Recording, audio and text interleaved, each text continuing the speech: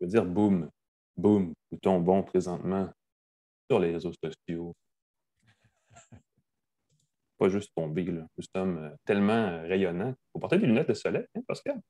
Oui, nous portons quoi? Nous portons les Ray-Ban Stories, une collaboration entre Ray-Ban et Facebook. Et qu'est-ce qu'elles ont de particulier? Mhm. Elles permettent d'écouter de la musique et de prendre des vidéos et des photos. L'embargo vient de se lever, donc vous êtes les Midi-pile, premiers le 9 peut-être à le voir septembre. en Exact. direct. Et je peux même vous les montrer de façon plus apparente. On va en parler dans un instant. Avant, on va vous souhaiter la bienvenue à Une tasse de tech, quatrième épisode de cette sixième saison de cette balado qui est en direct les jeudis midi sur Facebook, mais qui est aussi évidemment accessible en format balado traditionnel grâce à notre partenariat avec C23 de la grande famille Cogeco. Pascal Forget, bonjour. Bonjour Alain, écoute, je suis en train de publier le billet où je prends mes premières impressions et mes notes Ouais, sur les lunettes Stories j'aimerais de vous en dire Facebook. davantage, mais je ne vois rien. J'ai des lunettes fumées dans un bureau qui n'est pas super éclairé. J'ai de la misère à lire. On peut se permettre de chanter I Wear My Sunglasses at Night, Hum, chanson de hum, hum, circonstance hum, de hum, hum, Corey hum. Hart. Ah oui. On va commencer par ça. Je pense que d'habitude, on avait des petites actualités, des nouvelles, mais on peut commencer tout de suite par la critique de produits. Qu'est-ce que tu en dis, Mhm. Alain? Allons-y, on va juste commencer par dire bonjour à tous et merci à nos commanditaires, hein. On ne va pas les passer sous silence. Euh, Incluant Jura, marque Oui, de machine à café de qualité renommée, marque suisse, dont on partenaire aura qui nous l'occasion rend de heureux, reparler. en tout cas qui me rend heureux, qui permet de faire une délicieuse boisson caféinée ou non, si on utilise un mélange décaféiné, Ouais. avec des grains entiers qu'on met dans le petit réservoir. On appuie sur le bouton. La machine va pour nous moudre le grain, infuser le grain, ajouter la quantité d'eau et la quantité de lait moussé à la perfection aux proportions de son choix. On a avec un affichage les boissons qui défilent. Les boissons qu'on préfère sont ajoutées à l'avant-plan du menu. Le résultat est vraiment délicieux. L'entretien est facile. Une machine automatique, ça peut changer votre vie. Et on parle de la Jura E8, le tout dernier Mhm. modèle de la gamme qui est distribué par Edica. Si vous avez envie d'une machine à café, vous allez avoir beaucoup de plaisir. Pour les gens qui travaillent à la maison, là, les patrons qui nous écoutent, pensez à offrir une machine comme ça à vos employés pour tous les cafés, tout le bon travail qu'ils ont fait de la maison en ne J'ai pouvant pas retrouvé goûter. j'ai retrouvé la marque de lait d'avoine qui nous a fait goûter la barista d'Edica lors de l'essai du produit. J'ai commandé, j'ai hâte de je vous en revenir. C'est absolument pas techno, mais c'est quand même un substitut au lait de vache qui m'apparaît tout à fait intéressant. Euh, on en reparlera. On remercie aussi notre commanditaire plus techno, Santec, l'incubateur accélérateur de start-up affilié à l'ETS à Montréal, l'incubateur montréalais par excellence, il faut le dire. Depuis quelques années, d'un an, 2 ans, on reçoit des invités à chaque semaine et beaucoup d'entre eux viennent du Santec, donc l'impact, on salue et on remercie le Santec d'être parmi nos commanditaires. On salue aussi TELUS et GoDaddy, nos autres commanditaires, pour une tasse de tech. Pascal, je remarque qu'il ne fait pas tant soleil que ça aujourd'hui.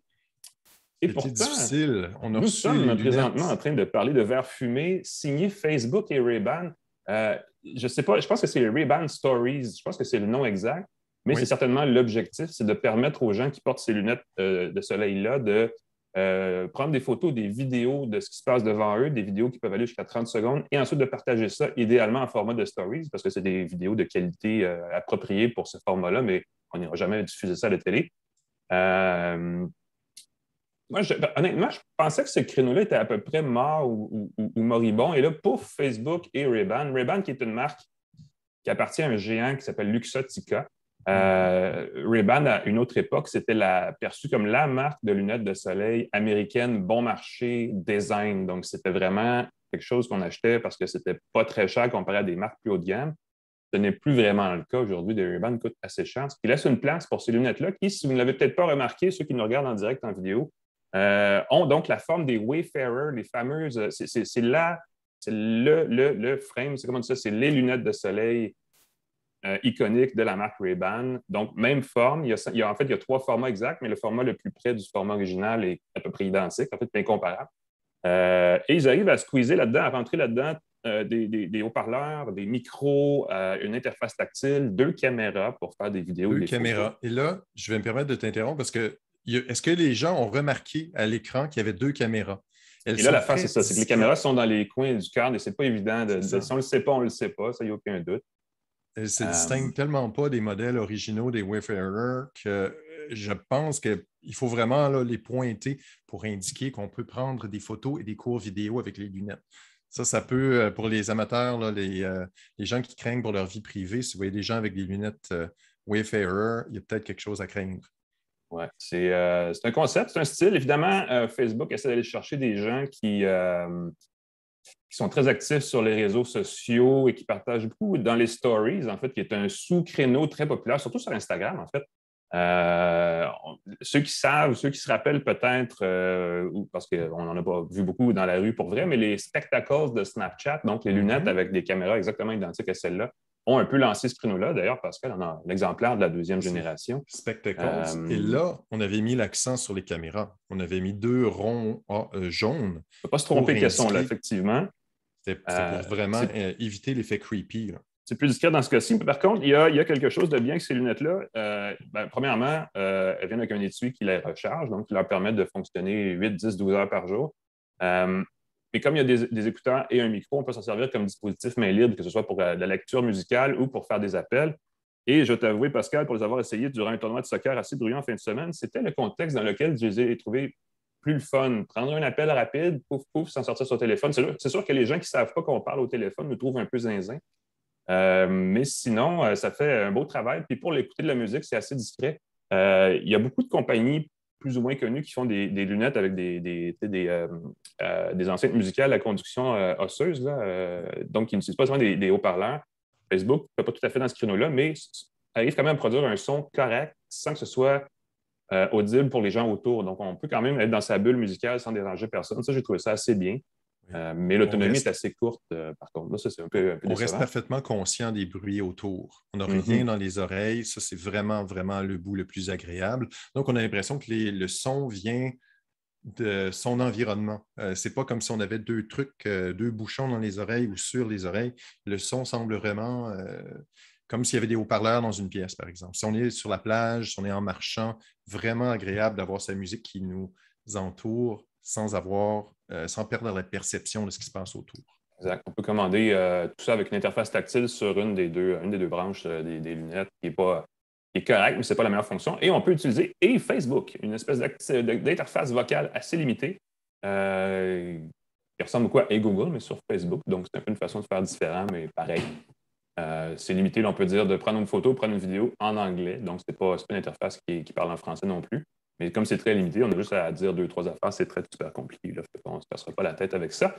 Longue histoire courte, on prend des vidéos, des photos là-dessus, ça se transfère sur son téléphone via une application qui s'appelle Facebook View, qui a la brillante idée de fonctionner par un réseau Wi-Fi direct pour transférer le contenu. Donc, ça se fait assez vite, ça ne prend pas une éternité. Par Bluetooth, ça aurait été extrêmement long. Donc là, ici, on le fait par Wi-Fi et ça se fait de façon assez transparente. Il y a un glitch que j'ai eu au début, un bug, mais je ne peux pas dire que c'est la faute aux lunettes, c'est peut-être juste une question de configuration initiale. Mais après ça s'est bien passé. La qualité du vidéo et de la photo est évidemment pas super excellente parce que c'est des lentilles fixes qui ont un champ de vision très large et qui ne font pas de zoom. Donc, si on a un sujet qui est très loin, il paraît très loin. Donc, ce n'est pas idéal par rapport à ça. Mais pour des stories ou pour publier des petits trucs vite, vite sur son fil personnel, ça fait du beau travail. Rien de professionnel, mais c'est amusant et c'est, disons, à la limite divertissant. Sans aborder la question de la vie privée, Facebook dit qu'il ne collecte aucune information sur la vie privée et l'utilisation de ça de son côté, sauf pour voir comment fonctionne le gadget et l'améliorer éventuellement. C'est à vous de les croire ou pas. Mais évidemment, les gens qu'on filme, eux, sont nécessairement filmés. Donc ça, c'est un autre enjeu. Il faut vraiment le dire idéalement aux gens qu'on filme, qu'on les filme, parce que ça ne paraît pas tout le temps, comme c'est pas comme peut tenir un téléphone devant soi. Et tout ça, n'est-ce pas, est vendu pour la bagatelle de 300 $ américains. Donc, c'est à vous de voir si vous avez le goût de dépenser ce qui revient à 375 $ canadiens, quelque chose comme ça. Oui. Donc, il faut quand même Et y mettre les sous. il faut aussi savoir que l'utilisation des spectacles, j'allais dire spectacles comme les stories, Ben oui. et pas les spectacles, est limitée. C'est-à-dire qu'à l'extérieur, quand il fait un beau soleil, l'hiver, quand il fait un beau soleil en ski, ça peut être très chouette. Mais s'il se met à faire plus gris, Ce sont des lunettes de soleil, donc on ne portera pas nécessairement ces lunettes. Si on est à l'intérieur, on va évidemment, si on est en train de faire un appel et qu'on entre à l'intérieur, on n'aura plus. Le soir, on n'aura pas accès non plus. Donc, je pense qu'il va falloir, ceux qui veulent écouter de la musique, garder des écouteurs dans sa poche aussi. Donc, c'est un achat supplémentaire. Ouais. Donc, cette utilisation-là est assez limite l'utilisation. Ouais. L'idée est excellente. J'aime beaucoup l'idée, le côté musical est vraiment fantastique. On peut régler le volume sur le côté, tu l'as mentionné. Mais prendre des photos, je trouve que le geste, on dit, c'est pour prendre des photos sans sortir son téléphone. Je trouve que le geste d'appuyer sur la branche de ses lunettes n'est pas très naturel. Et de dire, et Google, et Facebook, et non pas et Google, n'est pas naturel non plus. Alors, on imagine, on est en train de marcher dans la rue, et Facebook, prends une photo.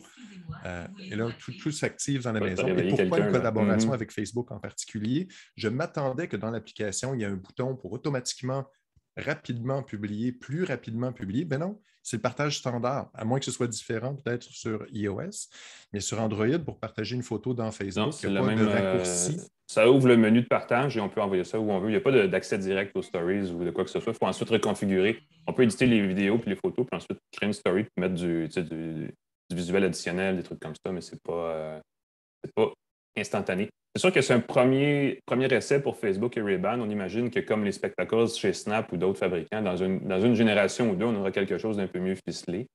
C'est souvent comme ça que les fabricants procèdent dans ce genre de créneau-là. Donc, on imagine que c'est une situation où on va en reparler dans 1 an, peut-être, ou dans 2 ans ensuite, des prochaines générations de ces lunettes-là. Mais sinon, pour les gens qui veulent absolument s'acheter des Ray-Ban qui coûtent de toute façon 300 $, on n'est pas tellement loin du prix pour quelque chose qui a une petite valeur ajoutée. Donc, c'est peut-être à considérer un peu plus que ce que j'aurais dit. En tout cas, j'aurais jamais dit d'acheter des spectacles, mais celles-là peuvent être justifiables dans des cas des cas où on aime écouter de la musique et qu'on ne veut pas d'écouteurs dans les oreilles, par exemple. Puis c'est ça, le premium pour la version connectée est une centaine de dollars. Tu as mentionné le modèle Wayfarer, mais il y a aussi, on parle d'une vingtaine de SKU, une vingtaine de modèles qui vont être disponibles. Il y a 3 modèles puis 5 jeux de lentilles. Donc, on peut effectivement configurer. On peut avoir des lentilles de prescription. Donc, ça n'a pas besoin d'être des verres fumés. Ça, c'est un truc Exactement. C'est ce bon qui augmente la polyvalence. Mais évidemment, quand il va faire beau soleil, on va avoir des lunettes qui n'ont pas de verre fumé. Et là, on se retrouve avec quelque chose de moins parfait, élégant. mais bon. Donc, 300 $ américains sur rayban.com. Allez voir ça. Les lunettes Stories, si j'ai bien compris, de Ray-Ban et Facebook. Pas pire, ça. Je vais les remettre Rapidement, Pascal, je te présente un truc que j'ai vu ce matin. Juste pour faire une belle transition, regarde bien ce qui s'en vient. Il y a eu ça. Je ne sais pas ce que tu en penses. Je ne sais pas si tu étais un fan. Je vais remettre juste un extrait parce qu'il y a une question de respect de droit d'auteur. Oui.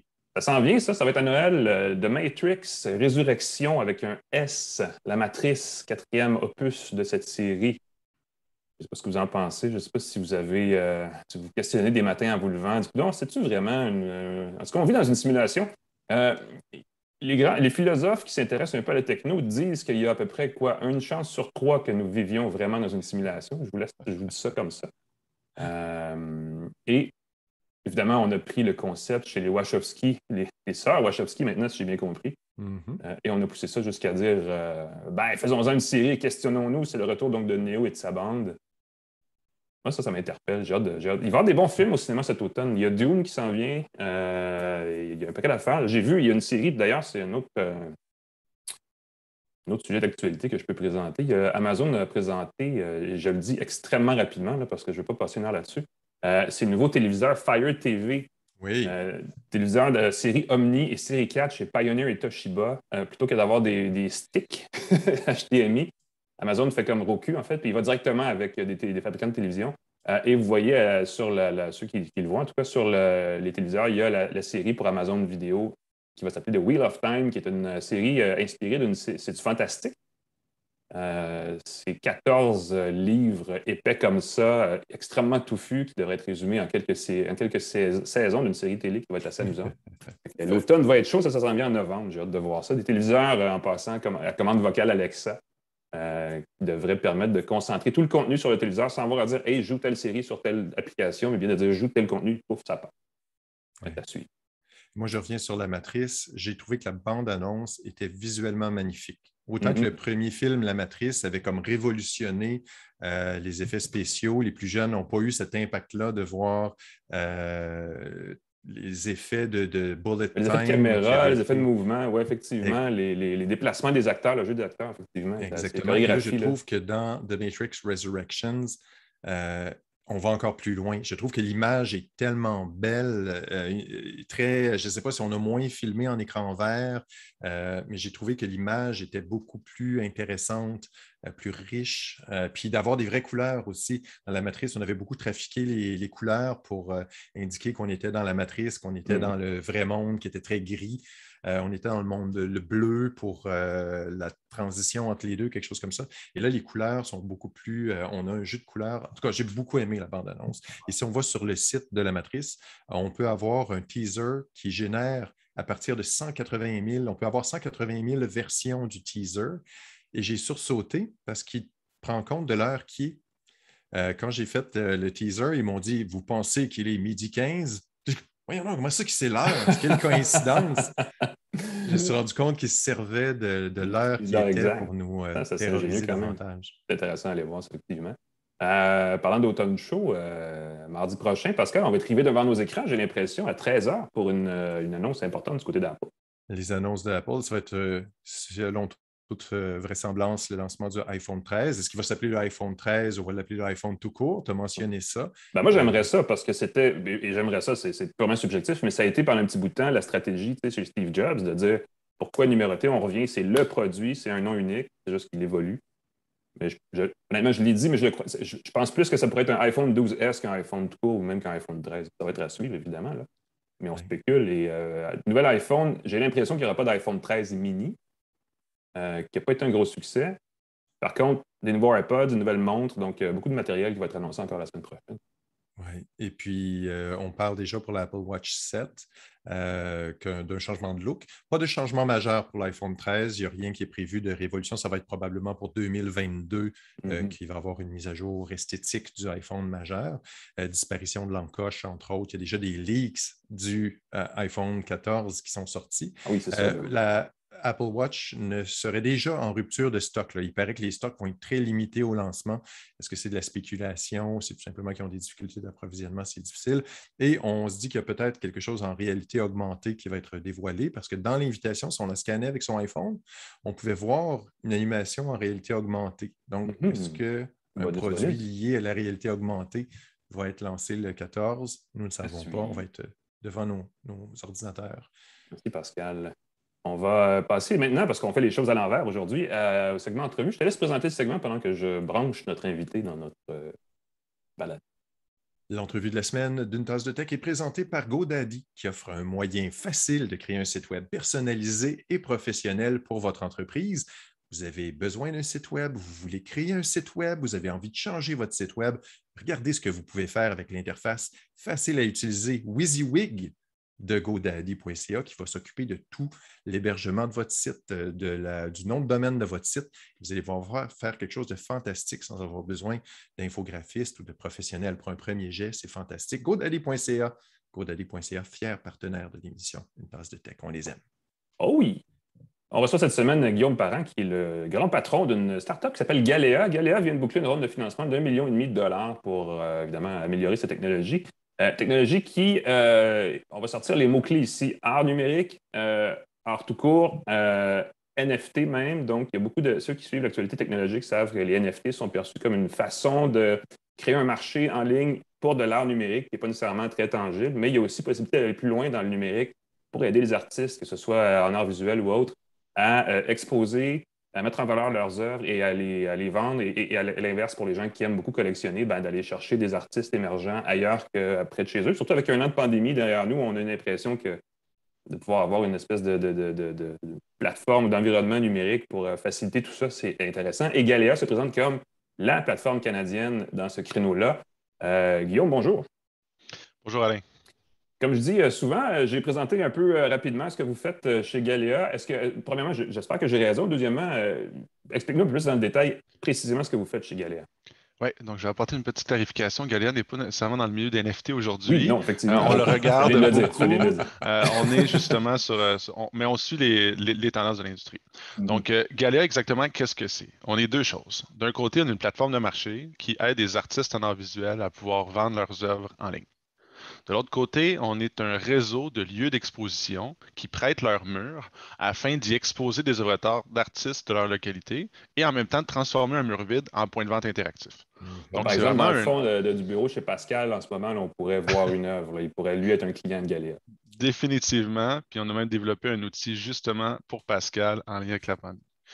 En fait, ce qui est arrivé, c'est que on est amené donc à avoir notre volet en ligne, notre volet physique, mais du jour au lendemain, tout a fermé. Donc, de se rendre sur place pour pouvoir voir des œuvres en personne était rendu difficile. On investit beaucoup sur la technologie, sur la partie web de notre écosystème et on a développé une multitude de fonctionnalités pour répondre aux nouveaux besoins qui émergeaient. Donc, un de ces besoins-là, c'était justement le fait que plusieurs amateurs d'art ou gens nous contactaient, nous disaient, écoute, avec le télétravail, on est constamment à la maison, on revoit les murs vides, on aurait envie de donner vie à nos murs, mais on ne sait pas comment faire.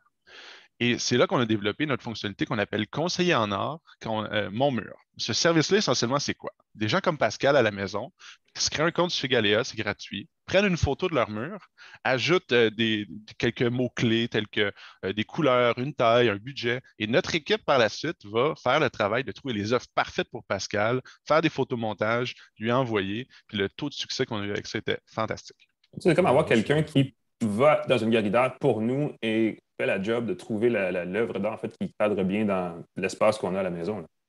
C'est exactement ça, sauf que le fait, au lieu d'aller à se rendre sur place dans des galeries d'art, en fait, on travaille avec notre portfolio nous-mêmes à l'interne qui est disponible sur la plateforme.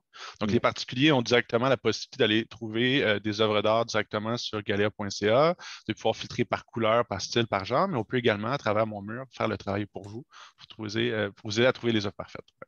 Pour avoir un budget précis en tête, ça doit être relativement abordable. J'imagine que ça dépend du genre de budget que les gens ont. Oui, on a vraiment des œuvres d'art de tous les prix. Il y en a qui vont commencer autour de 100 on en a à plusieurs milliers de dollars. Mais on est vraiment capable de trouver des œuvres en fonction des goûts et des budgets de tous et chacun. Avant la pandémie, sur Galéa, on avait autour de peut-être 500 artistes dans notre écosystème. Aujourd'hui, on est rendu à plus de 8000 à travers le monde, donc dans 37 pays. Donc, c'est quand même 40 000 œuvres d'art différentes. Là. Fait qu'on a beaucoup de choix de tous les styles, de toutes les tailles. Je suis sûr qu'on pourrait trouver quelque chose pour Pascal. Ça, je me sens coupable d'avoir un mur blanc derrière. Tu sais, je trouve ça polyvalent, je trouve ça ouvert, ça permet de bien se détacher, mais la tentation est grande. J'ai une belle œuvre devant moi, mais les gens ne peuvent pas la voir parce que peut-être mais d'avoir une belle œuvre colorée derrière. La tentation. C'est intéressant dans cette offre-là. On en parlait tantôt avant de partir à la balado. Il y avait il y a quelques années une entreprise à Montréal qui offrait une espèce d'exposition tournante pour les entreprises qui voulaient meubler un mur dans leur bureau. Il n'y avait pas grand-chose de numérique là-dedans, mais ça a duré un certain temps. Il y a vraiment une occasion, puis je pense que c'est ce que vous allez chercher, là, de connecter les gens qui veulent exposer ou qui veulent avoir chez eux des œuvres d'art et les artistes qui essaient d'émerger. Quand tu dis 8000 artistes qui sont sur votre plateforme, mine de rien, Galéa, vous êtes, je pense, la plus grande plateforme en son genre au Canada en ce moment. C'est exactement ça. Donc, en fait, le fait de vouloir exposer des œuvres d'art, que ce soit louer des œuvres ou quoi que ce soit, ce n'est pas une idée qui est nouvelle en soi. Il y a des gens, que ce soit à Montréal, au Canada ou même à l'international, qui œuvrent déjà dans ce secteur-là. Sauf que ce qu'on voit, c'est que c'est souvent du travail qui est fait de façon manuelle. Donc, quelqu'un va travailler avec un designer, va aider à trouver des œuvres parfaites, mais là, ça va être beaucoup du back and forth, beaucoup de communication. Et d'un point de vue logistique, etc., ça fait en sorte que c'est difficile d'avoir de pouvoir grandir un écosystème international puis que ça fasse du sens du point de vue technologique. Chez Galéa, ce qu'on a bâti, c'est vraiment un outil. C'est une plateforme web qui permet de faciliter le système de gestion des expositions d'œuvres d'art. Donc, comment ça fonctionne? C'est que des artistes en art visuel s'inscrivent sur notre plateforme, créent leur compte eux-mêmes, peuvent vendre directement en ligne s'ils veulent, mais peuvent aussi se rendre sur notre page où ils sont amenés à voir l'ensemble de nos lieux d'exposition et voir un peu les appels de candidature. Donc, on peut voir qu'un hôtel en particulier est à la recherche d'une dizaine d'œuvres d'art de tel style, telle taille. Et à même la plateforme, les artistes appliquent directement à l'appel de candidature.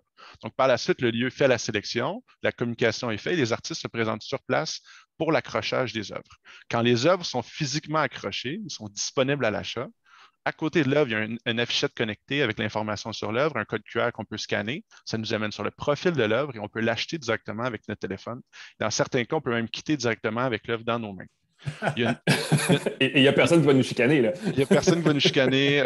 Tout le monde est contacté directement par notification courriel ou SMS.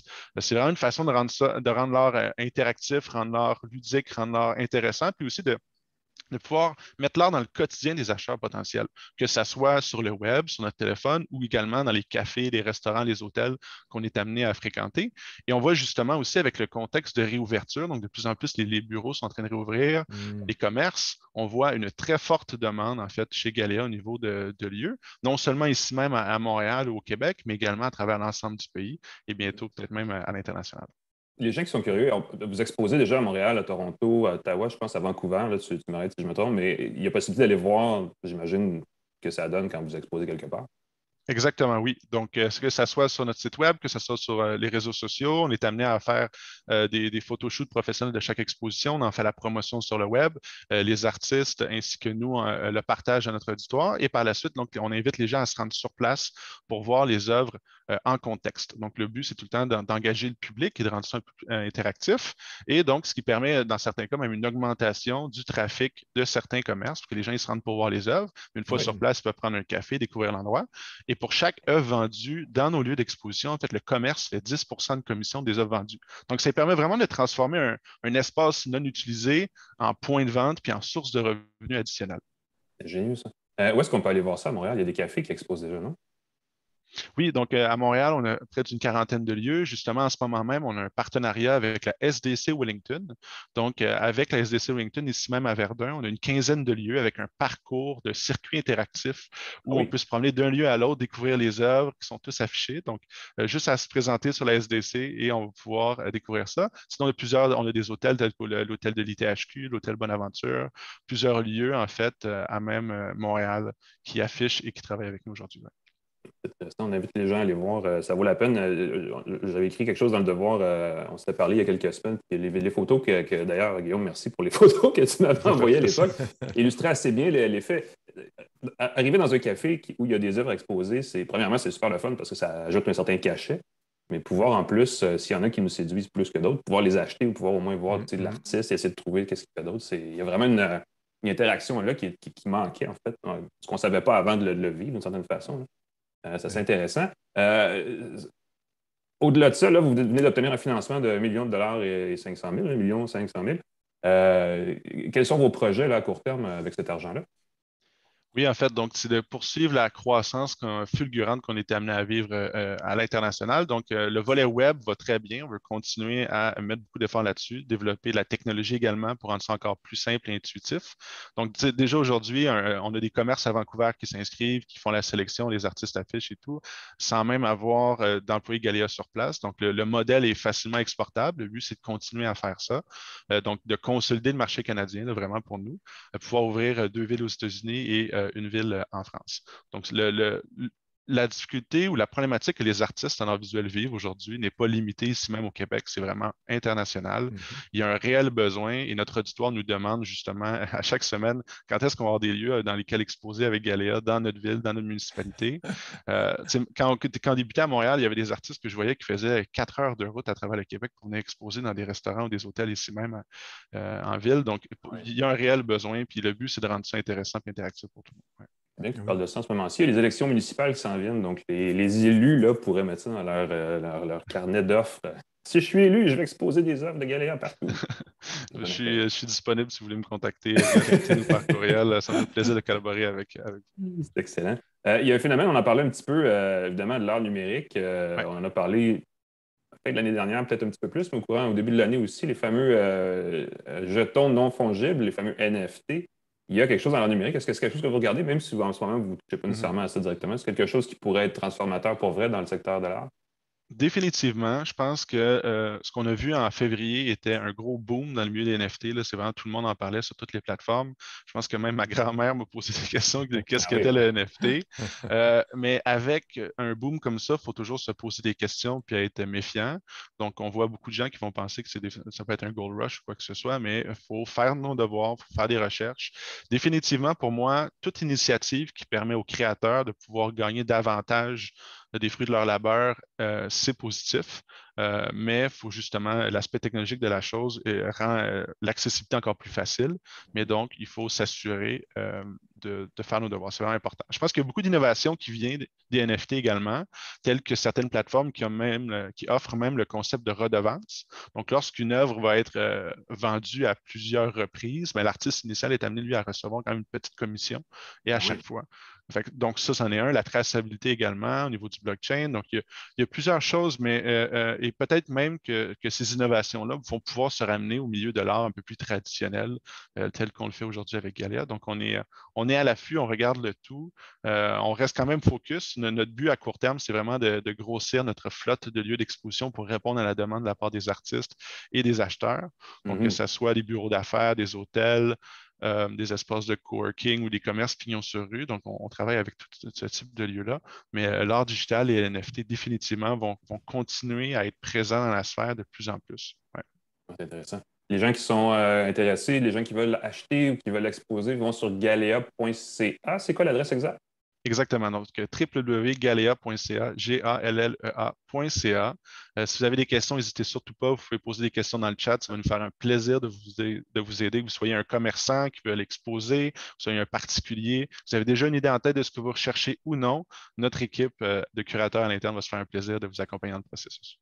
Donc, toi, Pascal, prends des notes parce que c'est là qu'il faut que tu Non, ailles mais pour moi, rentrer je suis super content parce que je trouve que c'est tellement une bonne idée de simplifier le processus. J'ai la chance d'être sur la chance où je reste sur le chic plateau Mont-Royal. Il y a beaucoup de cafés où il y a des œuvres qui sont exposées, puis il y a le prix à côté, mais tu ne sais pas comment ça fonctionne. Là, vous simplifiez tellement le processus de faire la rotation des œuvres, de remplacer les œuvres vendues, de faciliter le paiement, parce que là, tu donnes l'argent à qui, tu peux partir avec, c'est le propriétaire du café, l'employé qui doit gérer ça.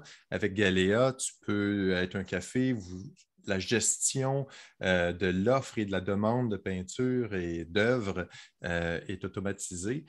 Tout le monde y gagne.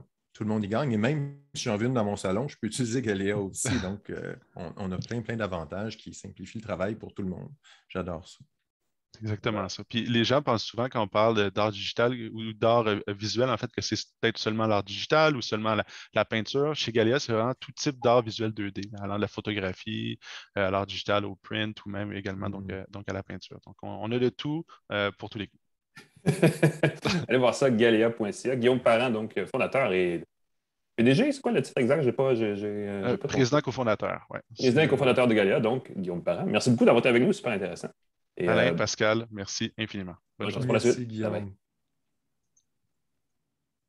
Là, j'ai de la culpabilité d'avoir un mur blanc derrière moi. Là. Je me sens inadéquat. Ben, je veux dire, c'est pas, c'est à la discrétion des gens, mais avoir une toile sur un mur, avoir même une photographie, une œuvre photographie, avec une certaine valeur artistique, bon, ça repose l'âme, n'est-ce pas? Oui. Il y a une amie qui me demandait, ah, j'ai une toile, je l'aime beaucoup, qu'est-ce que je devrais faire? C'est quand même un bon montant, qu'est-ce que je fais? J'ai dit, achète-la. Elle est tellement heureuse depuis, là, puis c'est la même chose, l'œuvre qui est devant moi. Je l'ai vue dans un café, justement. C'est pour ça que j'ai particulièrement de l'affection pour Galéa. Mais là, le temps de retrouver l'artiste, de trouver où se la procurer, me la commander, c'est 1 an après que j'ai eu la toile chez moi. Puis c'est en y repensant, puis je me dis, ah, ça me fatigue, je veux cette œuvre. Et je l'ai finalement achetée après l'avoir vue dans un café. Donc, Galéa a vraiment une belle mission comme ça, d'aider des artistes et d'aider des gens à bonifier leur intérieur. On parle beaucoup de fintech et de trucs comme ça. Ben, il y a le art tech, les technologies de l'art. Galéa est un bel exemple. Et ce qui est le fun, c'est que c'est une compagnie montréalaise. Donc, c'est local. Donc, ça vaut la peine d'être encouragé, ne serait-ce que pour cette raison, mais aussi parce que ça aide les artistes qui sont associés à la plateforme. Ça fait une édition bien tassée. Nous avons déjà terminé, mon cher ami. Oui. Je pense qu'on peut mettre nos lunettes de soleil. Je pense qu'on peut se féliciter. On peut mettre les lunettes de soleil. Écoute, on peut aussi glisser un mot. Ça peut nous faire penser au Salvador qui a adopté le Bitcoin mardi dernier. Le Bitcoin, contrairement à ce que je peux vendre, a baissé de 20 %. Je ne sais pas c'était quoi tes prédictions quand le Salvador... Je ne sais pas, je voyais une décote d'à peu près 10 % de la valeur du Bitcoin cette semaine, qui de toute façon est tellement volatile que ça ne va plus dire grand-chose de nos jours, cette variation. Je sais que l'Ethereum aussi a baissé. La plupart des crypto-monnaies ont suivi les contre-coups. Je disais quelque part qu'il pourrait avoir un regain d'intérêt plus tard, en fin d'année, vers le Bitcoin. C'est un peu bizarre, c'est cyclique, hein, mais toujours vers le mois de décembre, les crypto-monnaies remontent. Je ne sais pas ce qui se passe. Les gens reçoivent un chèque bonus. Je ne sais pas ce qui est. En tout cas, Spéculation. c'est spéculatif. Cela dit, gens sur ce, on vous souhaite une bonne fin de journée. La semaine prochaine, on revient sur les nouveautés d'Apple, sans aucun doute, qui vont être présentées mardi prochain. On va parler de journalisme, de l'avenir des médias, des journalistes. On a Patrick White, qui est le responsable de l'école des journalistes de l'UQAM, que j'ai invité parce qu'il y a dans son programme automnal des cours inédits en journalisme, en tout cas moi que je n'ai pas eu à mon époque, sur les clickbait, l'information sur les réseaux sociaux, tout le volet numérique souvent dont on oublie de parler en formation, communication professionnelle, surtout dans les médias. Donc, on ne va pas parler de ça, ça va être super intéressant. Et on aura aussi plein d'autres nouveautés, ainsi que Pascal qui va nous dire quelque chose, une nouvelle choc. Go! Non, c'est simplement que si on a Patrick White, je vais pouvoir lui demander comment il voit son utilisation de Twitter. Ah, tu vois, c'est un bel exemple, effectivement. Je ne sais pas si, j'espère que je ne me trompe pas, mais Patrick White est un extraordinaire tweeter. Ben, il est généralement le premier partout, donc c'est effectivement quelque chose à ne pas manquer. On va en parler la semaine prochaine, absolument. On y manque, en tout cas, ne manquez pas ça. Entre-temps, vous pouvez voir nos archives en version vidéo sur facebook.com/une tasse de tech, sur youtube.com/une tasse de tech. Évidemment, on a toute la balado aussi en version audio sur les plateformes balado, ne manquez pas ça. Entre-temps, ça ne va pas vous occuper, là, mais pour le reste de vos temps libres, on vous souhaite une bonne fin de journée, une bonne semaine. Pascal, merci encore une fois d'avoir été avec moi. Merci. Rappel des commanditaires. Vas-y. TELUS, Santec, Jura, Godaddy.ca. Merci d'être nos partenaires pour la diffusion de ce podcast. Et on se revoit tout le monde la semaine prochaine. Salut!